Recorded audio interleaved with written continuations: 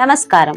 ఆడుకుందాం నేర్చుకుందాం ప్రోగ్రాం యొక్క కొత్త వీడియోకు స్వాగతం. పిల్లలు భాషను లయ మరియు చర్యతో ఇతర మార్గాల్లో ఉపయోగించడంలో ప్రాసలు మరియు పాటలు సహాయపడతాయి మరియు వారి పదజాల నైపుణ్యాలను పెంచుతాయి.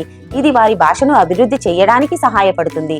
కవితలు వివిధ అంశాలను అర్థం చేసుకోవడానికి మరియు వాటి గురించి సమాచారాన్ని పొందడానికి కూడా ఒక ఆహ్లాదకరమైన మార్గం. కూరగాయల గురించి మరియు వాటి లక్షణాల గురించి పిల్లలకు అవగాహన కల్పించేందుకు ఈ రోజు మనం కలిసి ఒక పాటను నేర్చుకుందాం.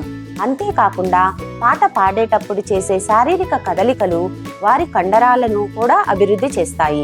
ఈ యాక్టివిటీ కోసం మనకు వివిధ రకాల కూరగాయలు లేదా కూరగాయల చిత్రాలు అవసరం. ఈ యాక్టివిటీని పిల్లలతో కలిసి ఎలా చెయ్యాలో చూద్దామా? గుడ్ మార్నింగ్ పిల్లలు. పిల్లలు ఇవన్నీ ఏంటివి?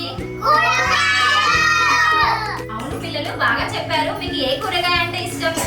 క్యారెట్ అంటే ఇష్టం. ఆలుగడ్డ అంటే ఇష్టమా? నాకే మునక్కాయ అంటే ఇష్టం.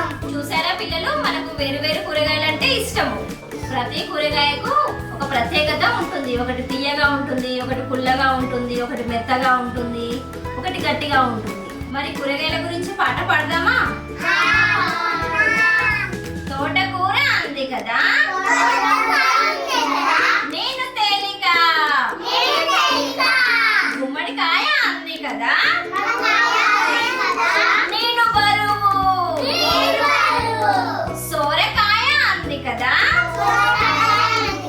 నేను లావు. ములక్కాడ అంది కదా, నేను సన్నం.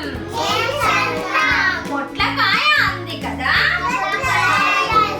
నేను పొడవు. చిట్టి మిరప అంది కదా,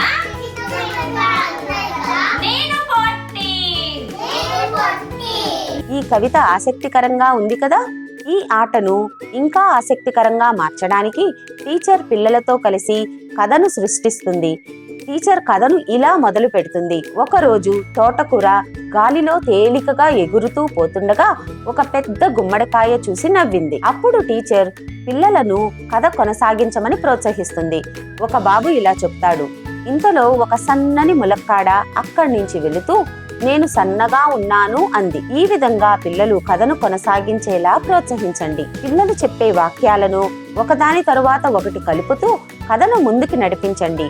ఇలా చేయడం వల్ల పిల్లల సృజనాత్మకత, భాషా నైపుణ్యాలు మరియు జట్టు స్ఫూర్తి పెరుగుతాయి. పిల్లలతో ఈ యాక్టివిటీ చేస్తున్నప్పుడు మీ ఫోటోలు లేదా వీడియోలను మాకు వాట్సాప్ లో పంపండి.